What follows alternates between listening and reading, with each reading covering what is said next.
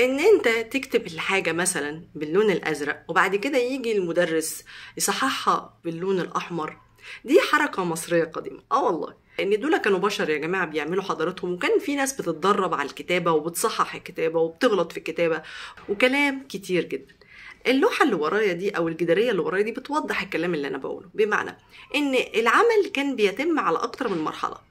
في مرحلة بيجي فيها العامل اللي لسه بيتدرب شوية، يعني يكون عدى كذا مرحلة بس وصل لمرحلة ان هو يدخل يكتب على الجدران بتاعت اي حاجة بقى، مقبرة اي حاجة تانية، بيبقى دي مرحلة اولى. فبيكتب باللون الاحمر اللي انتوا شايفينه ده. طب ليه باللون الاحمر؟ عشان اللون الاحمر سهل ان هو يتم تعديله مع الوقت لو في اي غلطة او في اي ملاحظة او هنلاحظ هنا ان الاستاذ كان كاتب حرف الالف كاتبه غلط خالص، فجاء المشرف عليه فصحح له المنظر ده وكتبه باللون الاسود بالمنظر ده.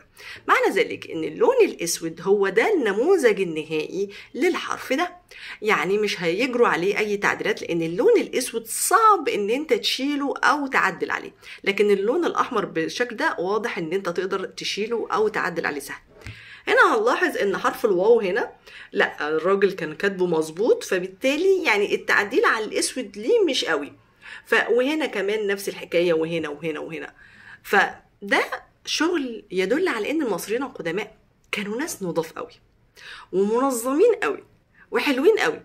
انا لما بشوف اثارهم بستمتع بصراحه.